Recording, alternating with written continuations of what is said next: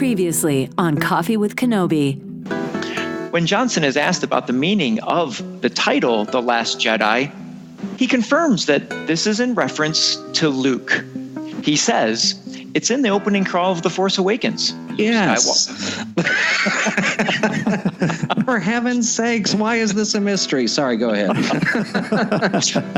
And that's why we keep having Scott back on. This is Vanessa Marshall, Harrison Dula from Star Wars Rebels, and you're listening to Coffee with Kenobi. Hello and welcome to show number 86 of Coffee with Kenobi, your spoiler-free place for Star Wars discussion, analysis, and rhetoric. I'm your host, Dan Z, drinking out of my gray and white Lucasfilm coffee mug, and very much looking forward to discussing and analyzing Star Wars with each of you. Welcome to our CWK family members, both new and old. Thank you for joining me once again for a cup of coffee and Star Wars conversation. We hope to make you think about Star Wars in a whole new way, and maybe laugh a little bit in the process. On today's show, we have major news to break down, including a brand new director and direction for Episode 9. Richard Woloski takes a break from co-hosting to catch us up on Galaxy's Edge and Disneyland. Our CWK newsman, Tom Gross, will bring us the latest Star Wars news. And in the coffee chat, we're going to revisit a topic we brought up on our Facebook Live feed on Force Friday, Luke's behavior in Jabba's palace during the beginning of Return of the Jedi. So pull up a chair, grab your favorite coffee mug, and let's have some coffee with Kenobi. And now, let's see what's brewing in the Star Wars universe this week. Joining us today for a cup of coffee is Richard Woloski from Skywalking through Neverland. Welcome, Richard. Dear Kathleen Kennedy, please bring back Lord and Miller to the Star Wars franchise with Episode 9. Signed, truly yours, Dan Zare. Hello, are we on? We are. Oh, hey, Dan, how's it going there? It's going beautifully. How are you, sir? Oh, I'm doing just great. Thank you. If you get a call from Kathleen Kennedy, just play along, okay? It'll be really funny. That's typically what I do. I think that's a good call. I'm glad I caught you when I did. Also, well, it's good to have you back on the show. Glad to be back on the show. And officially, I am going to be back at the Rancho Obi-Wan Gala in November, and I am excited I will get to hang out with you again.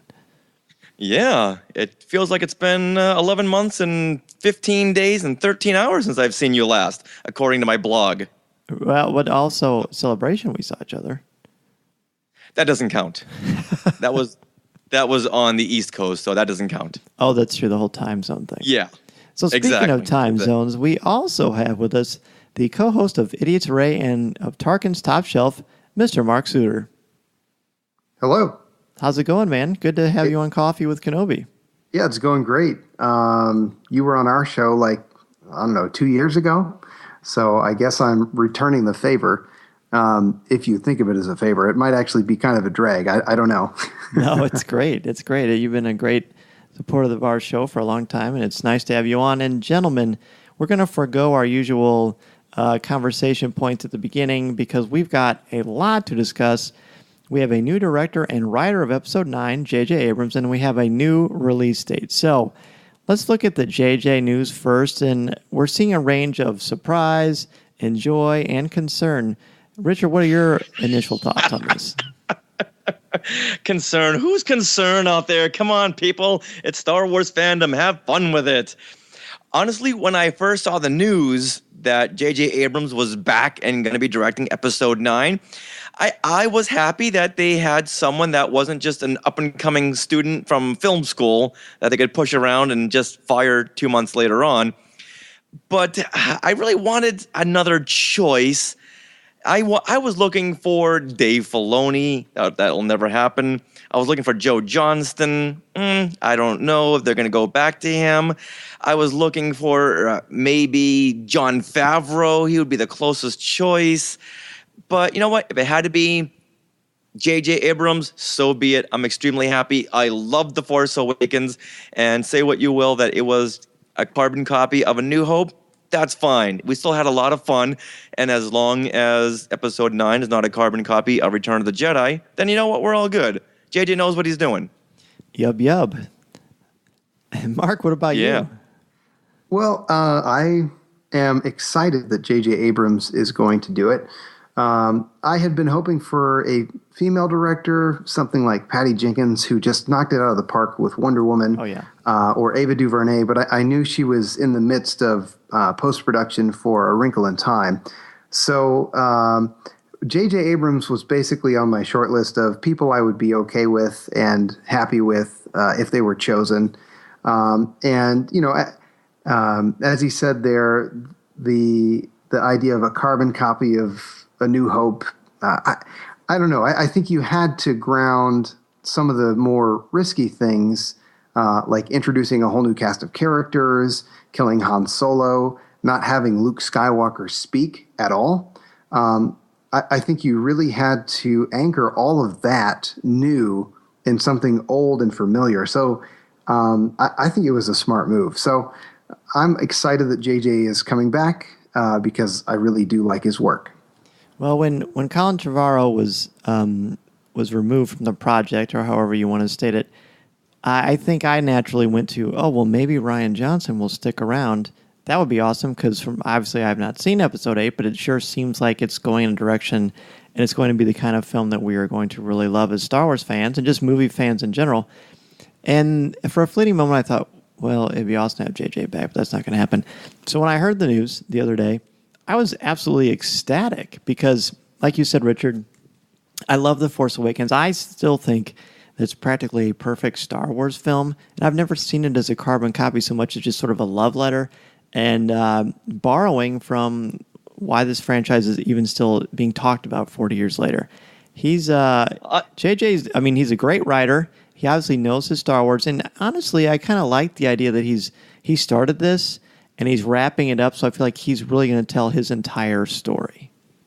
I'm very excited, but yet extremely nervous to see The Last Jedi, just because of hearing what I've been hearing about the tone and the rhythm, that it's going to be unlike any other Star Wars film ever. So that makes me nervous, but it's that very excitable nervous that, ooh, we're going to get something very different kind of tone in the Star Wars universe, much like Rogue One was a different tone than the other films. And I loved Rogue One, but I think we're going to take The Last Jedi and just amp it up to 11. We're going to get something that when we walk out of this film, we're going to be walking like zombies, just trying to process what we just saw.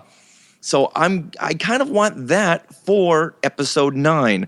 I want something that's going to be totally drastically different. And I love me some JJ, but I kind of want a riskier director. And I don't want a safe director. Now, I can't say enough that I love me some JJ, but I just want a riskier director for Episode 9. That the one I believe this is going to be the end of the Skywalker saga. So this has got to be a huge event. Just like The Force Awakens was, this is going to be a huge event that people have just got to stop their lives. Don't go to work, don't go to school, because you've got to see this movie. Well, I think that's a very intelligent opinion. Absolutely. I mean, JJ is interesting in many ways, and you mentioned risks.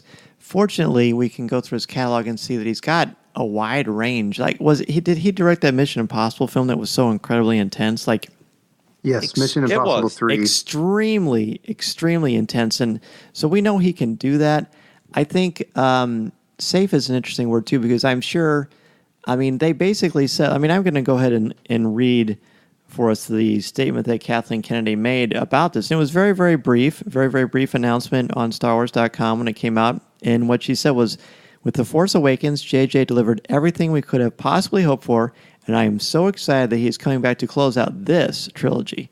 Now, I like that because this trilogy. So, I mean, she's saying without saying there is going to be another trilogy. So, of course, yeah. I think, I'd say that's probably a no-brainer, but it's nice to kind of hear that. I mean, obviously going to be very, very careful with what they say. We ran a poll on our Coffee with Kenobi Twitter feed, and I was really surprised by the results. The three options were ecstatic, this is awesome, not first choice, but okay, and I'm not thrilled. 50% said ecstatic, 38% not my first choice, but okay, and then 12% I'm not thrilled. So I was definitely surprised. Usually these polls are pretty slanted one way, but this is pretty even across the board. Yeah, I can see that because everyone's got their own opinion, and dare I say that Star Wars fans can be finicky? Is that safe to say? I think that's fair. Yeah, we're definitely is safe to say, discernible yes. and have very distinct tastes. Yeah. Yeah. And I just think everyone had their own view of what director. And of course, no matter what decision Lucasfilm and Disney make, it's going to be wrought with tons and tons of criticisms going every which way. And I don't get you really that. can't do anything safe. It's true. And so tell me, gentlemen, what are your theories on why whenever there is big news, there's this knee-jerk reaction to be anxious or to panic?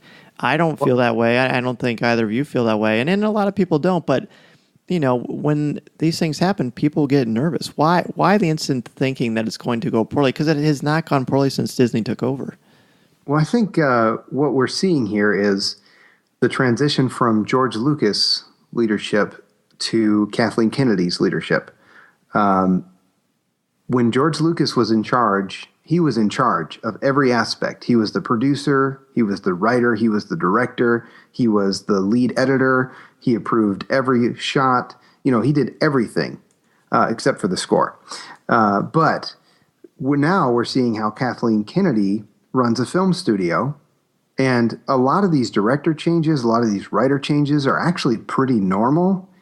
But as people who are kind of insulated in the Star Wars bubble, this is not something that we've experienced before. So I think a lot of people are really surprised by all these changes, because if you don't follow just film in general, you miss a lot of these rather common changes.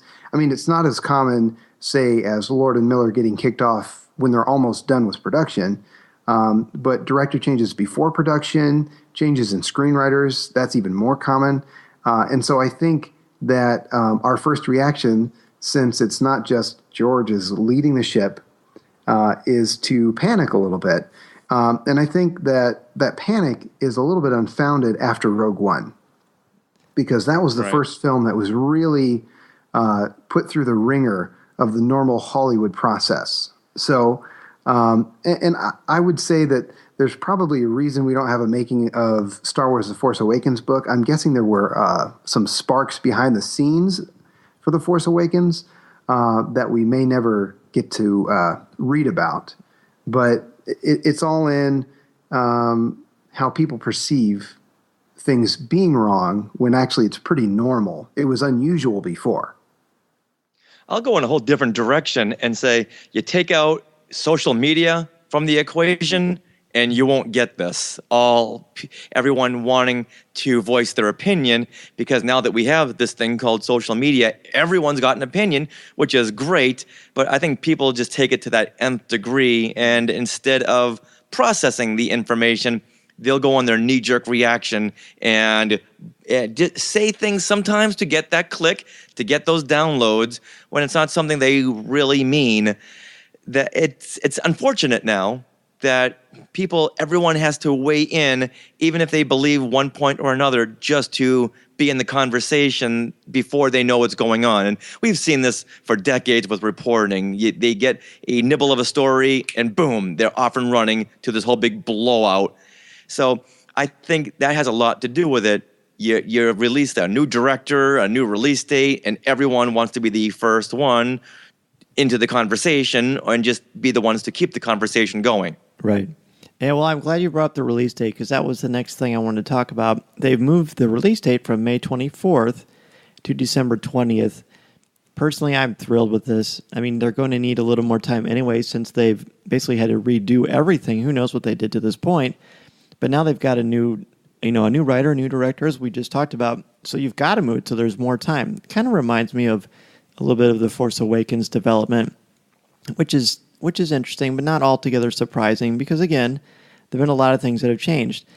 I personally am glad this going from December to May, and then so quickly these turnarounds, because we're going to have 6 months between Star Wars movies. I think that's way too quick. I like the anticipation and the waiting. So knowing that we're going to have to wait 2 more years to see what happens with Episode 9, I love that. This is why why the build-up for The Last Jedi is so exciting, because we've had some time to just think about it and to let our minds go other places and then come back to that. I think that's For me, that just works better. Yeah, I mean, if you Christmas think about and it, Star Wars, what's better than that? I love going to see Star Wars during Christmas time. from October of this year to May, we're going to get Rebels, we're going to get Forces of Destiny, we're going to get The Last Jedi, and we're going to get the Han Solo film. Let's spread that out a little bit more, Right. And maybe push Han Solo back. And I'm so glad that they did push Episode 9 back because they needed it. They really needed it. And I'm sure that was a big consideration in getting J.J. Abrams. And he said, yeah, I'll come on, sure. But you move that release date 7 months to December 20th, and I'm on. I'm there. It'll be interesting to see, too, what was said to convince him to come back. Because I thought it was pretty clear. 7 months. Yeah, I guess that would be it. I mean, I know it took a lot of time from his family. The first one did, and I don't know. I'm sure that will come out. The Hollywood Reporter, Variety, or someone will report on it. So that's interesting. Now, I think a nice thing for him will be the infrastructure is already in place in England now, so I don't think he'll have to go over quite as soon to get everything set up. Because I mean, he was, the one that started everything. Sure. So that probably took quite a bit more time.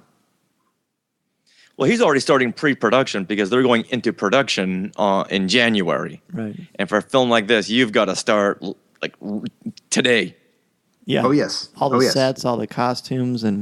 But he might not need to go to England quite yet because he can do writing in L.A. until they film. Oh, yeah. Do you think filming will be pushed back as well? Because I think reading between the lines, I think what really threw a wrench in Episode 9, I think, was Carrie Fisher's death. They had to figure out how to break the story without her. And I think they may have had a script, at least a first draft, maybe in place, and they were happy with the direction they were going.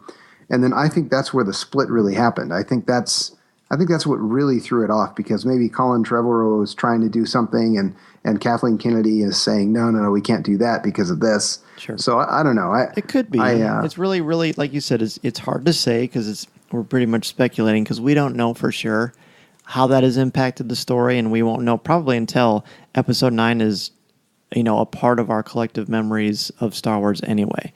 So there's a lot to digest, but I'm glad. I like keeping the Star Wars conversation going. I love hearing both your perspectives.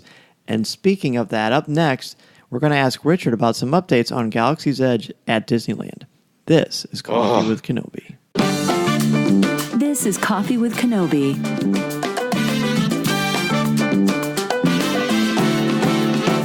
Coffee with Kenobi is sponsored by the Star Wars digital card trader collecting app from Topps. If you love Star Wars and love that excitement of chasing your favorite Star Wars collectibles, the Star Wars digital card trader collecting app from Topps is for you. Download the free app from iTunes or Google Play and collect your favorite images from the classic 1977 Star Wars cards to the Clone Wars, Star Wars Rebels, The Force Awakens, Rogue One, and The Last Jedi. Collect and trade with friends new and old through the Star Wars digital card trader collecting app from Topps.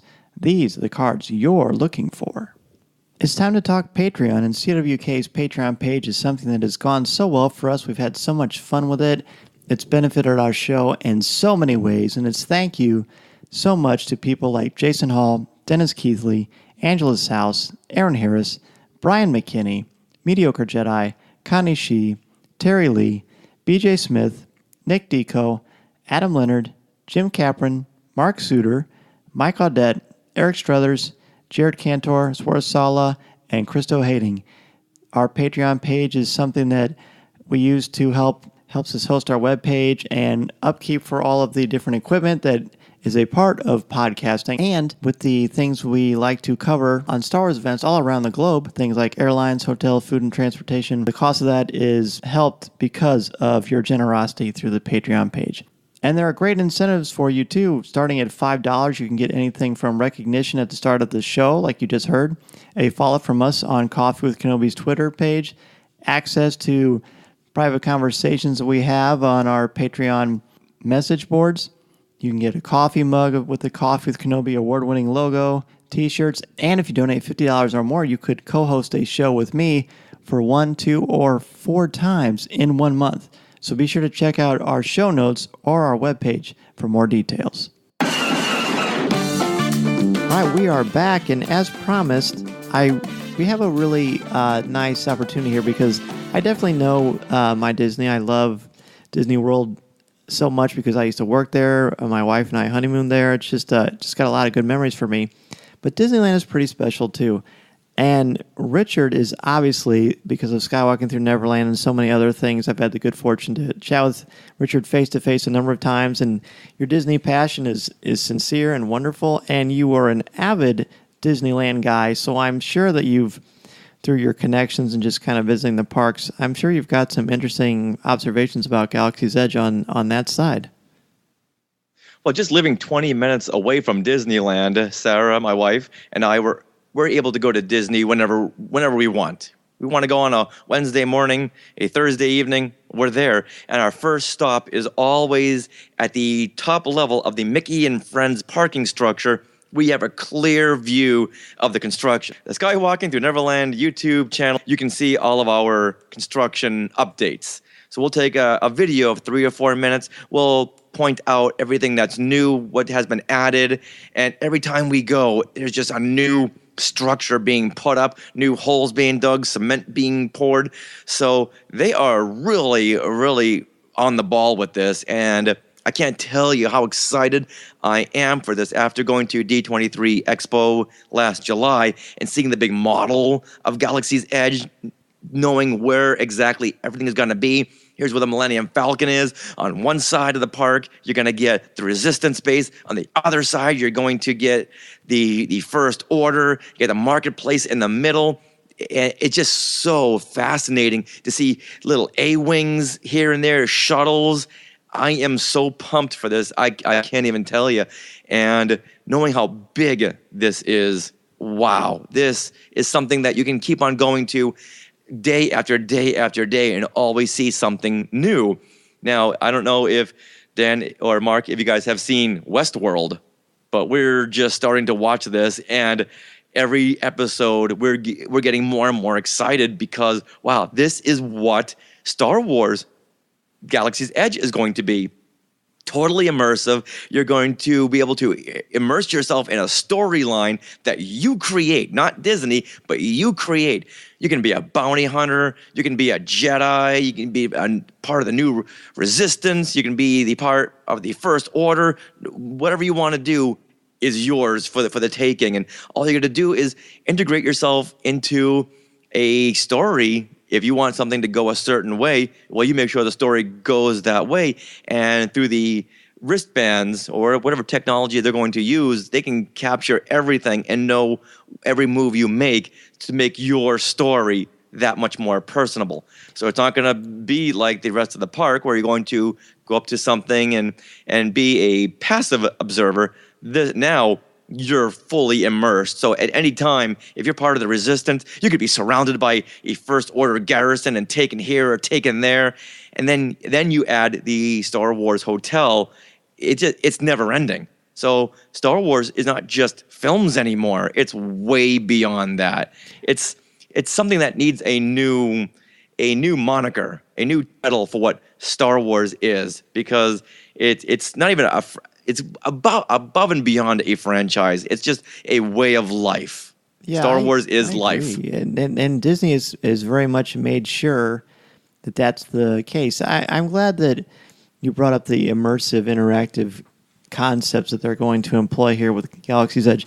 What do you think about, now obviously we're huge Star Wars fans. We're talking about it on a podcast, and we spend a lot of our time just sort of breaking it down and discussing it with everybody. But there are going to be plenty of people who go to Galaxy's Edge who just want to be on vacation and just ride a ride and eat some popcorn and buy a T-shirt and don't want to kind of have that as part of their experience. What do you think? How do you think Disney's going to handle that? Oh, I'm very sure they've covered this base too, because they don't want to exclude anyone. And that might be something, you might have a wristband that says just a casual observer, nothing more to see here, I'm just walking through, leave me alone. You could have one of those, which then, in case your behavior, your whatever you do on each ride or attraction won't be monitored. So I'm sure they've already covered that. Kind of the move along band. Move along. Yes. Yeah. Nothing more to see here. Mark, what do you think? What are your thoughts on Galaxy's Edge and what the pros and cons of? I don't know that there are really cons to it, but what do you kind of think about this whole thing? Well, the cons will be that you have to go back to your normal life because it seems like something that you'd want to do. I don't know. It's the concept of like live action role playing, but with Star Wars. And there's nothing about it that sounds terrible on any level to me. Now, my wife might not really appreciate it so much.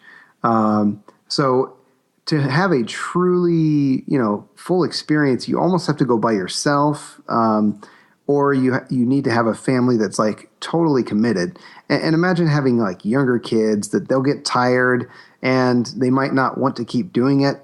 So that's about the only like negative aspect I can think of it. But having been to Disney World 3 times, I know that whatever they do is going to be an amazing experience, and I'm looking forward to doing it if I get the chance. Sure. Well, at the very least, I'm going to spend a lot of time in Star Wars Land when we go next time. Oh, for sure. I mean, it's going to be well calculated, well thought out. Kids are going to love it. I'm wondering if it'll be something like what Universal has done with Harry Potter, because that's certainly immersive and it's certainly interactive, but you can easily just walk down the street and do your thing and not even be a part of it. But I think it sounds like this is taking it to a whole new level, and I believe, and Richard, correct me if I'm wrong, I believe the people who helped create the Wizarding World of Harry Potter are the same people that are helping create Galaxy's Edge. Exactly. And we've talked to a few of these unnamed people, and they just look at me like, oh my God, if you are impressed with Wizarding World, you ain't seen nothing yet. And of course they said, don't quote me on that. So right. I won't quote him on that. Or her. Pretend you didn't hear that. And or her, yes. This is totally random, but I actually met somebody who supplies some of the materials that make up these theme parks like just a few weeks ago. And they said that like Avatar World or whatever it's called is so amazing. Yeah, Pandora is so amazing. And they're putting at least that much effort into what they're doing for the Star Wars portion. And I've heard nothing but good things about Pandora, even from people who aren't necessarily Avatar fans that just decided to check it out. So I know Amy Ratcliffe from Lattes with Leia talked about that. And so I'm looking forward to this like I've not looked forward to much in my life other than Star Wars films. The fact that they have gone and developed lightsaber technology, which they've already patented and are keeping so secret, that's like their biggest secret, how their lightsabers are going to work. How do you contain yourself? How do you contain yourself around that? And I think the only negative is going to be line management. They've got to do something to have the APs get in there earlier, the annual pass holders. They have to do something around Celebration Anaheim, if it's going to be in Anaheim in 2019, to have a release party for the attendees. They've got to do something to figure out how can we really disperse the crowds. We know that the diehard fans are going to be here, so let's have a separate occasion for them, kind of like they did for last tour to Endor in 2012, when they had a special night at Disney's Hollywood Studios when they were closing down the original Star Tours. Well, they had a special night surrounding that. So I think they need to do something along the lines of that, letting us diehards get in there first so we don't knock over all the innocent muggles, if I can cross-pollinate the franchises. You can. And you've got to wonder too with the horrible force of nature, literally, that is Hurricane Irma, and how that has affected Walt Disney World. We're still very much learning about the damage and all the repairs and all the things they're going to have to do to get things back to working order. You almost wonder if Disneyland is going to be done even sooner than it already was, because it kind of looked like it was going a little bit faster than Disney World, and now this could really change things too. Yeah, my brother-in-law just moved down to Tampa, and he went to Orlando to stay with my uncle-in-law. They did lose power, but I don't think it was too bad for them there. So hopefully it doesn't delay things too badly. Richard, any theories on that? Wow. You know what? I know there's always a wrench to be thrown into the equation, and I know that they need to release information as they see fit, knowing that we're just going to go ballistic over any little detail that we don't see in our future, something like a delay, something that could offset something. I think they need to really, really be careful with their information. And I do believe that they're going to release some somewhat in the same season, but wow, just so the fans, makes sense, and I think the that would be diehard fun. fans can go to the opening of each one. Right. I know I'm going to be on board with that, to go to the Disneyland opening and then the Walt Disney World Hollywood Studios opening. Yeah, I think that would be kind of neat anyway. And I'm sure things will come out as we move along. And while we are doing that and anticipating the excitement that is going to be Galaxy's Edge, we're going to take another break. And when we come back, Tom will do the news. This is Coffee with Kenobi. This is Vanessa Marshall, and you're listening to Coffee with Kenobi.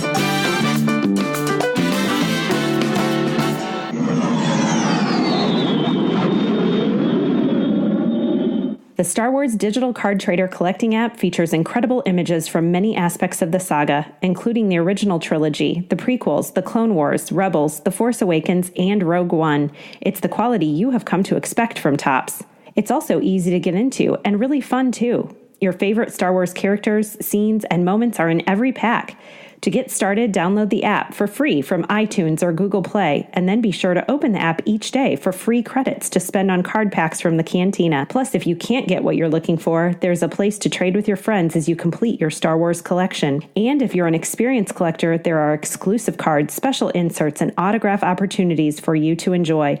Don't worry about missing the cards and sets you want either, as you can sign up for notifications right on the app. The Star Wars Digital Card Trader Collecting app from Topps can be downloaded for free from iTunes or Google Play. Be sure to download the app and start your collection today. The Star Wars Digital Card Trader Collecting app from Topps is available now. And remember, these are the cards you're looking for.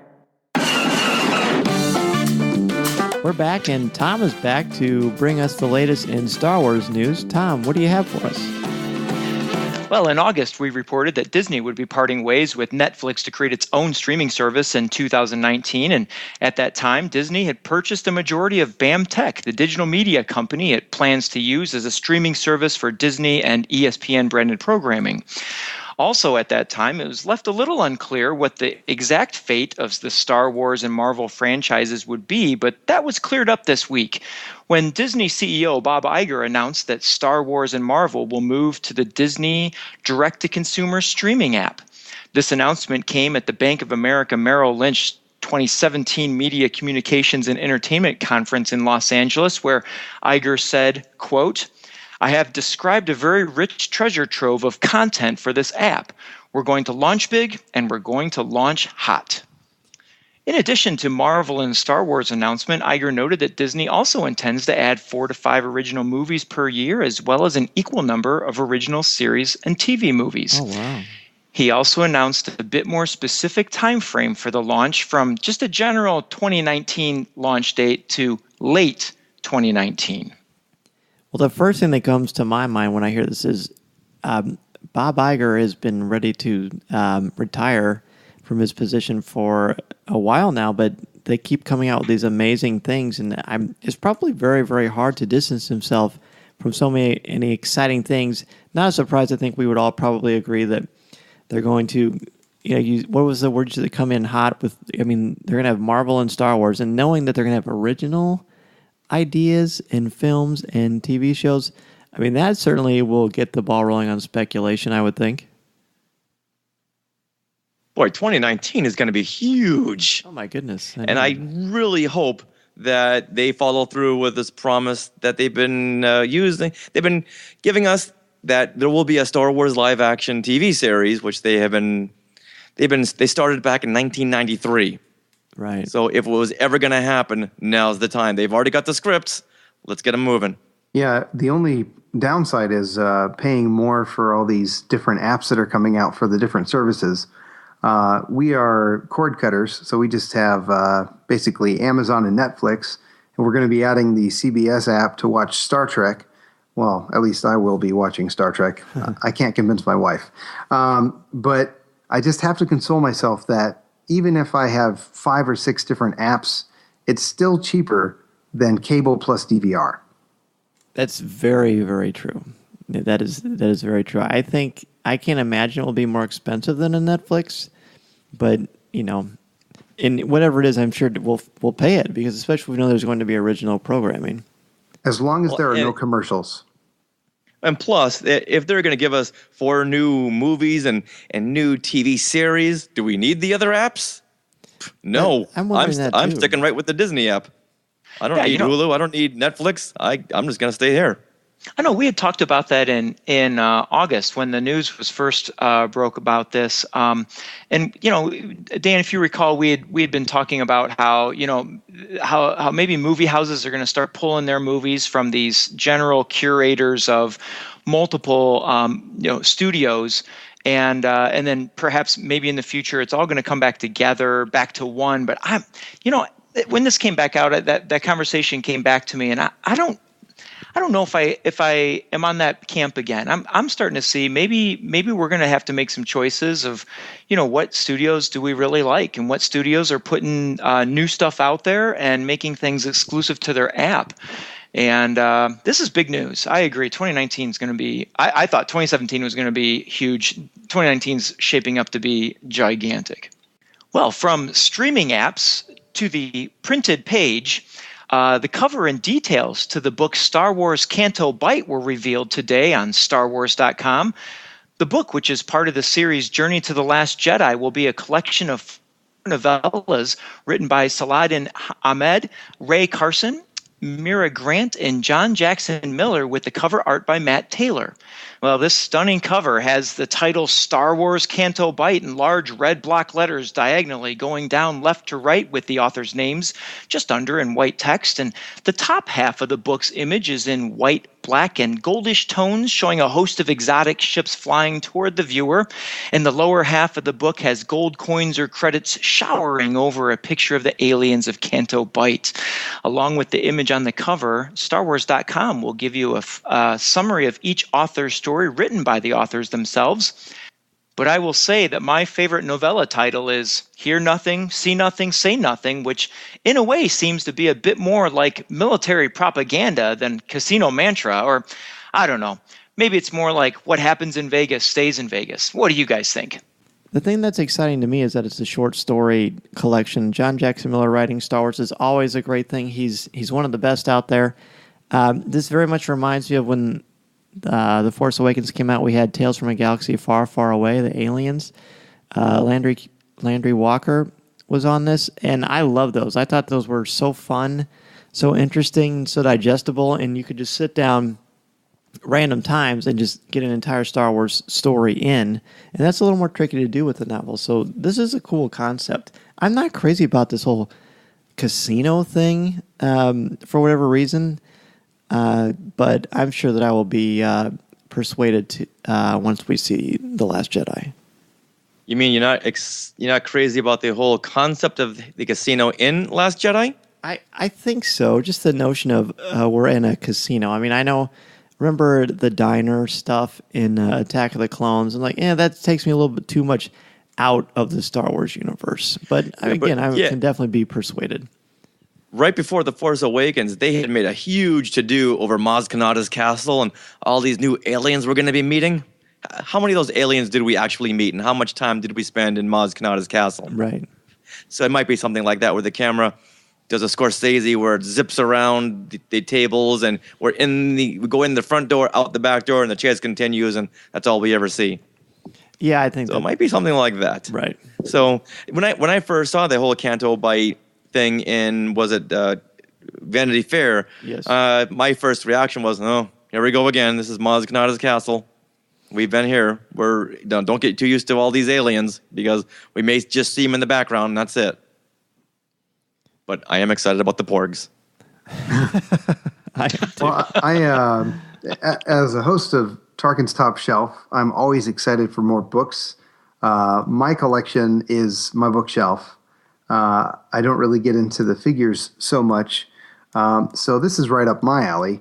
And yeah, I'm not sure how I feel about a casino in there, but we do know that, important things are won and lost in games of chance in Star Wars. This is true. These days, it seems we can never get Porgs off our mind, as was just mentioned. But it seems we are not alone. This week, one fan went to Twitter to express some depressive feelings that could be remedied by some Porg facts that maybe Rian Johnson could provide. Star Wars fan with the Twitter handle @halfaship tweeted, @Rian Johnson, I'm having a late night depressive episode and would like to know some more facts about Porgs. Thank you in advance if you read. Well, in this world of connectivity through social media that brings us closer to each other, Rian Johnson happened to offer a matter-of-fact reply. He said, or tweeted, they are seabirds, their coloring varies, males are slightly larger than females, and they can fly short distances, they're inquisitive. While most of that description, I guess, we already kind of knew, it does sort of reaffirm, though, what we may have thought about their personalities, or shall I say, porganalities. Oh, nice. You've been working on that one. I see what you did there. Yes, there you go. Thank you. Are we about to break down into some more Porg puns like we did a few shows ago? Oh, man. I don't know if I can handle that again. I think it's cool that Rian Johnson would reveal something. I mean, it's not like he's revealing anything huge, but the fact that he's interacting with fans and talking about this. I was thinking about Porgs the other day and about how is it fair to say they're going to be this generation's Ewoks? Maybe sure not still on are. that We level. don't know. Yeah, we don't know how about much the they'll Ewoks do. until the film came out. That's true, and I'm assuming the Ewoks will have had a much more direct impact on the action. But I mean, the cute factor is there. They seem charming. I think even the most staunch of, I don't want to like those, I think they're even kind of thawing a little bit because they're so darn charming. Yeah, I was at Target today, and 4 aisles away, I heard this little girl scream, "Porgs! I love Porgs!" So that's telling right there that these things are going to be big. They're already huge, but they're going to be even bigger once we see the film in December. And I think mainly they had a practical problem. There are a lot of puffins on Skellig Michael. That's right. And so what do? Do you digitally remove all of them? Or do you come up with some solution so that you can have, something in place of that? And I think what they did is brilliant. You just have some hero Porgs, as in hero in the film prop term. And so they're in camera, they're very close. And then you've got puffins in the background. You might not even have to even manipulate those at all, depending on, the focus and the focal length of the lens. So I think it was a good solution. Plus, they are really darn cute. And, I think people are going to love them. Oh, I do too. And you mentioned Paul Loughlin actually took some pictures from Skelling that it went on live on our Coffee with Kenobi website recently. And he has included a bunch of pictures of puffins, and you can't look at them now and not see Porgs. I think these things are going to be very, very popular at zoos now because of the legacy that they have impacted on the Porgs. Well, Tom, thank you as always for swinging by and having a quick cup of coffee with us. Oh, you are most welcome, and it's great to visit with everybody tonight. We'll go ahead and take a break, and when we come back, we're going to discuss Luke Skywalker and his behavior in Jabba's palace in Return of the Jedi. This is Coffee with Kenobi. This is Coffee with Kenobi.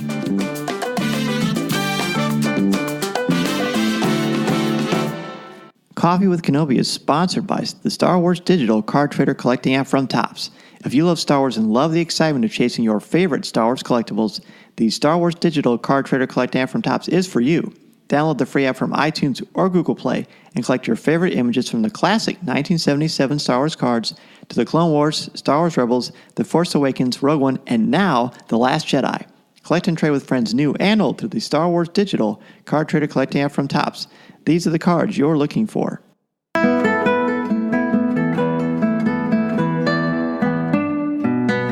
It's coffee chat time here at Coffee with Kenobi, and we're bringing up a topic that seems a bit random, and I think that's fair to assume that initially. But when we were at Force Friday, we were waiting in line at Toys R Us. We're doing some Facebook Live stuff, Tom and Corey and myself, and the whole idea of a dark Luke came up in reference to the action figures, and that brought up something that I saw Matt bring up, Matt Martin, of course, from the Star Wars Story Group, about we've had a dark Luke before, and he showed an image of Luke from Jabba's palace in Return of the Jedi. And so we started talking about Luke and his behavior when he gets into the palace. And I'm talking specifically about strangling Gamorrean guards, very much asserting himself. Perhaps, I mean, he definitely, I wouldn't say that he's aggressive, but he has no problem. Aggressive negotiations, I think, as his father would have said. But when we reflect on this, gentlemen, what are kind of your thoughts on Luke? Without, of course, speculating on The Last Jedi, because we don't do that here. When I first saw that shot in the Revenge of the Jedi trailer in 1982, where he's strangling the Gamorrean guards, I was taken aback. What is Luke doing? That's not what a Jedi does. And then as I'm watching the film as a teenager back in 1983, I could relate with him because I was 14 at the time.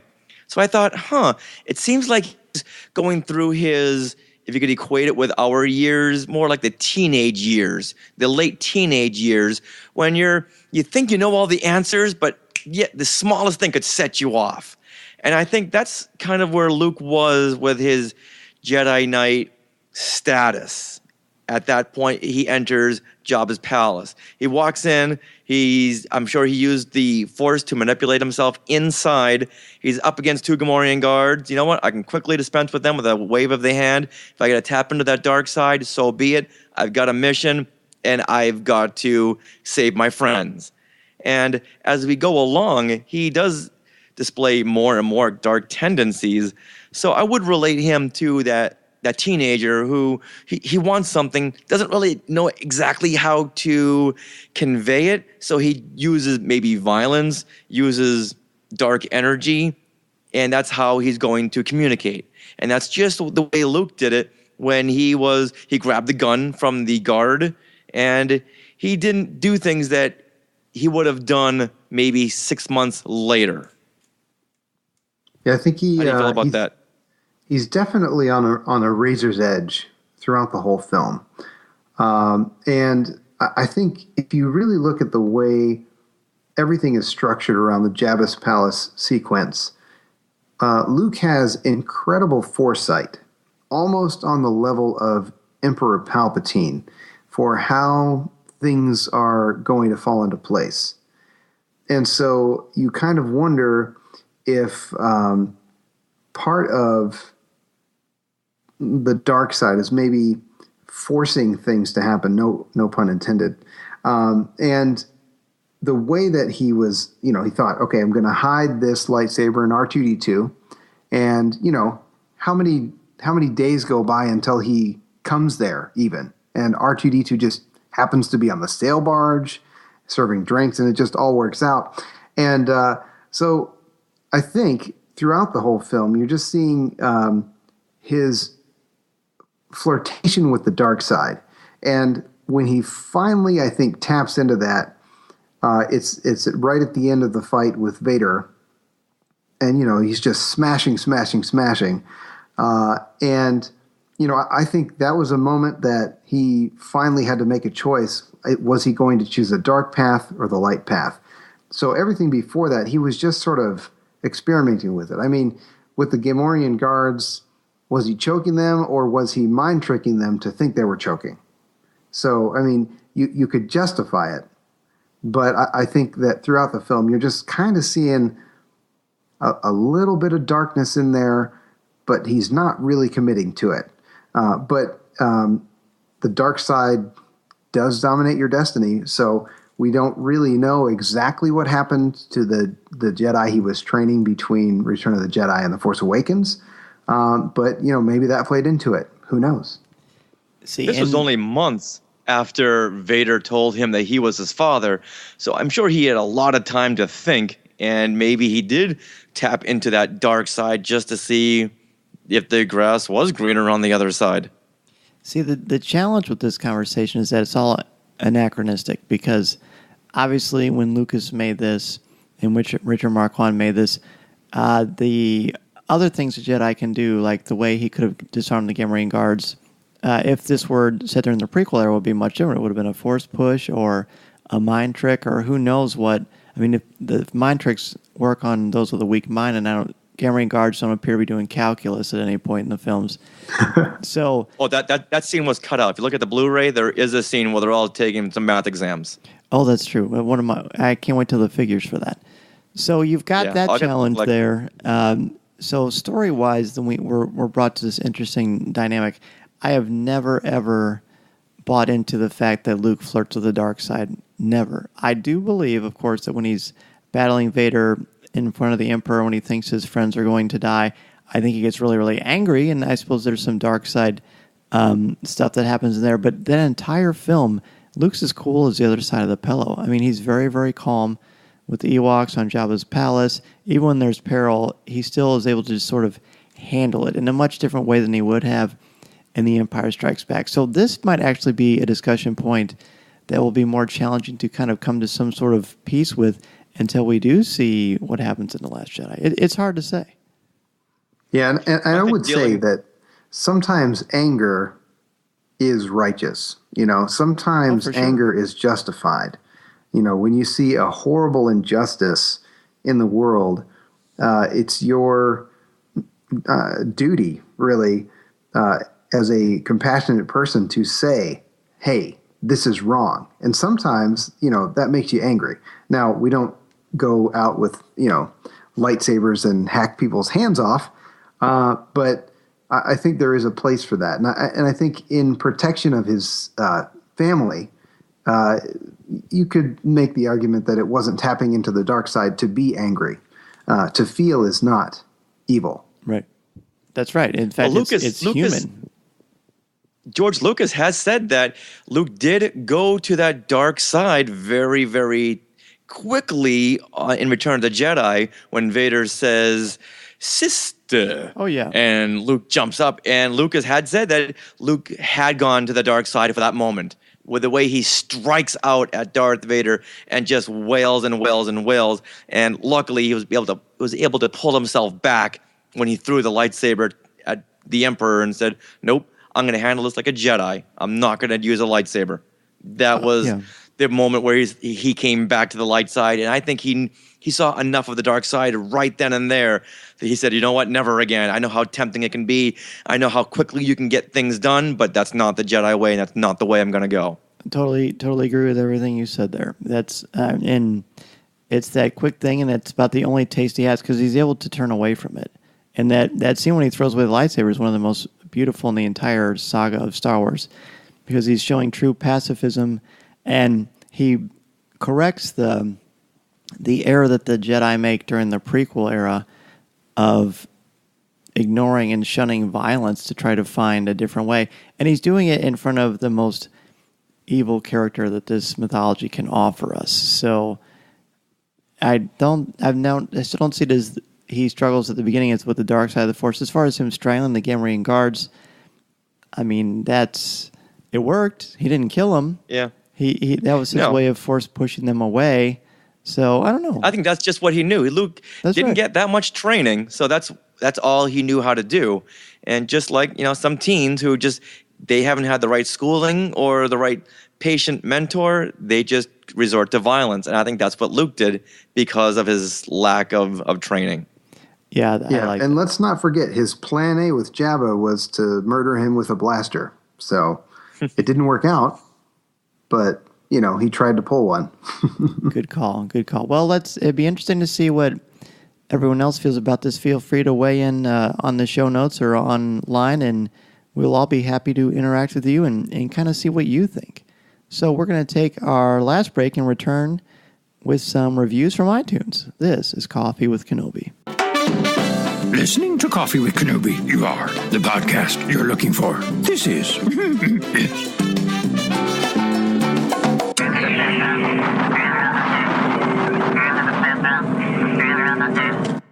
Before we get to some iTunes reviews, I want to thank our CWK sponsor, the Star Wars Digital Card Trader Collecting app from Topps. Please support them the way they support our podcast. And remember to listen to new and archived shows of Coffee with Kenobi wherever you listen to podcasts, including Apple Podcasts and iTunes, Google Play, Spotify, iHeartRadio, YouTube, Player FM, our Coffee with Kenobi website, www.coffeewithkenobi.com, or wherever you enjoy listening to your favorite shows. And if you listen to the show through iTunes, please leave us a review. We are also on Facebook, Twitter, Instagram, Pinterest, Tumblr, and would love for you to check us out there.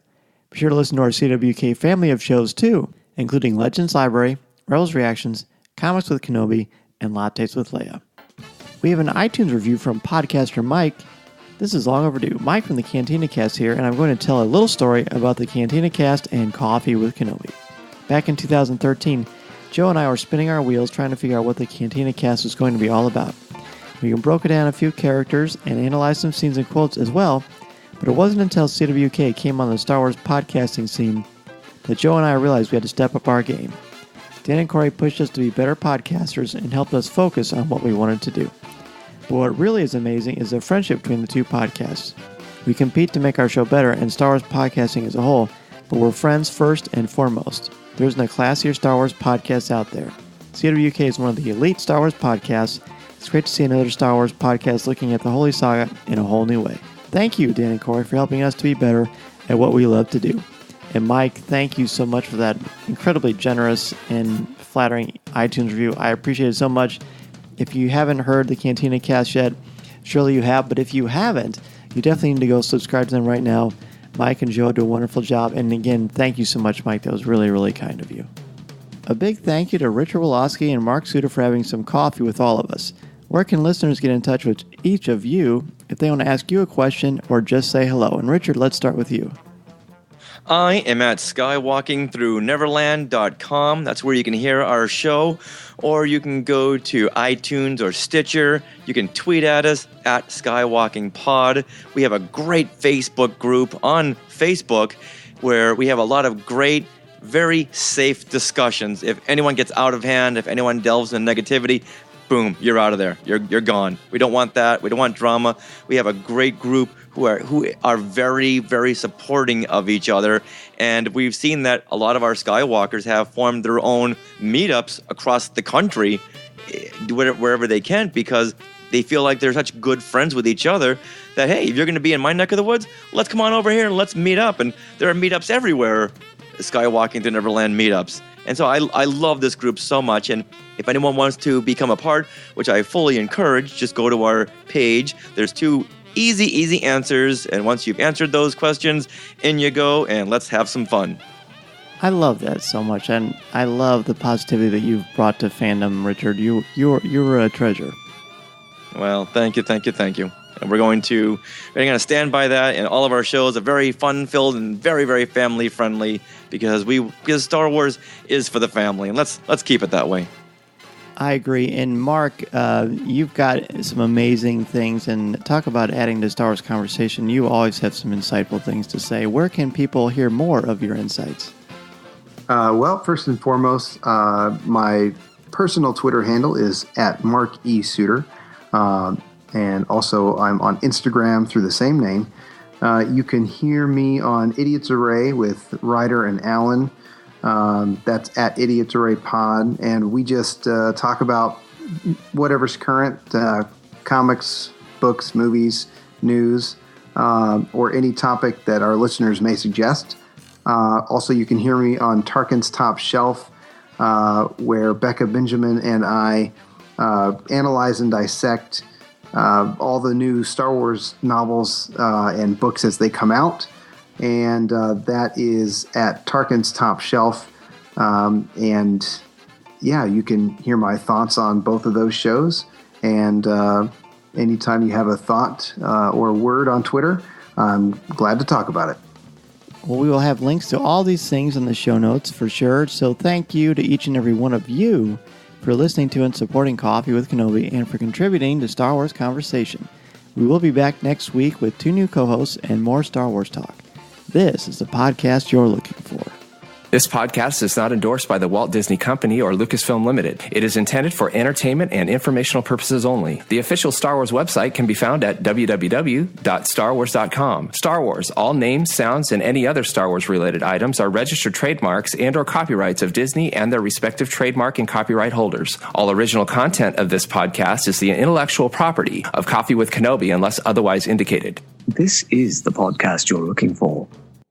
There's no one here. Move along.